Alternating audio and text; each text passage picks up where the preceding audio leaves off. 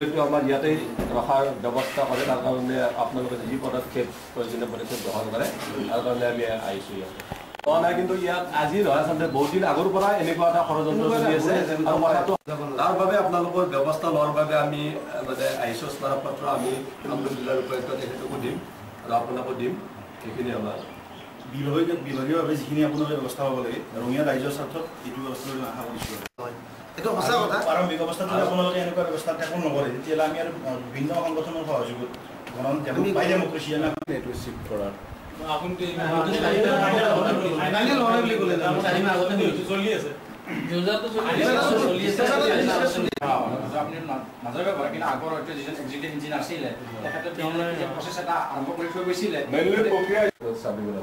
সেইখিনি ক্লোজ হৈছে আৰু ইয়াৰ মানুহখিনি ডিসকাস চলি আছে তেখেতে কৈছে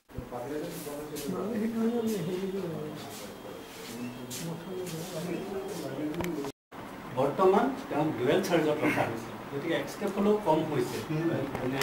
আপোনালোকে গোটেই আমাৰ যিখিনি অপিনিয়ন আপোনালোকে টেষ্ট কৰাৰ কাৰণে আজি ছাৰে মানে আমাৰ ছাৰে আজি আপোনালোক আহিছে ভাল হৈছে খুব ভাল পাইছোঁ আমি মানে তাৰ বাবে যখন আজি আমি চেণ্ট্ৰেল গভৰ্ণমেণ্ট আজি আছোঁ নাই ইয়াৰ পৰা মানে ধৰি যাব লাগিব ধৰিব নোৱাৰে কিন্তু এই প্ৰজেক্টটো আনক আপোনালোকে লাগিলে লাগে যদি ফাৰ্ষ্ট বেচিছ কৰি ভেলুলেছ চি ডব্লিউ চি এটা তেওঁলোকৰ মানে নৰ্মছ বোলে 10 বছৰ লাগে তেওঁলোকৰ নাই কিন্তু আজি ব্ৰহ্মপুত্ৰ বোৰ্ড এটা চেণ্ট্ৰেল অৰ্গেনাইজেশ্যন যাৰ হেড অফিচ আমাৰ আজি গুৱাহাটীত আছে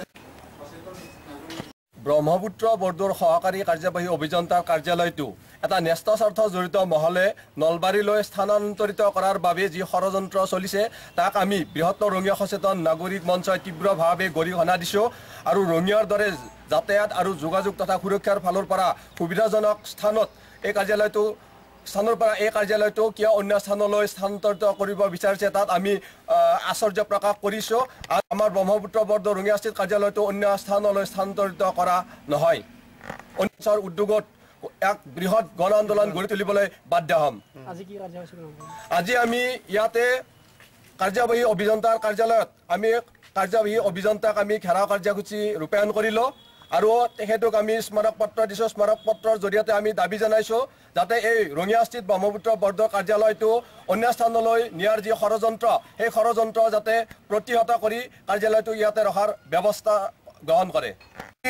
নদী বান্ধৰ যি প্ৰথম ফেজৰ কাম ইতিমধ্যে 2004 চনতে সমাপ্ত হৈছে আৰু পৰৱৰ্তী দ্বিতীয় ফেজৰ কামো যাতে অনতি পলমে আৰম্ভ কৰে তাৰ বাবে আমি নাগৰিক মঞ্চই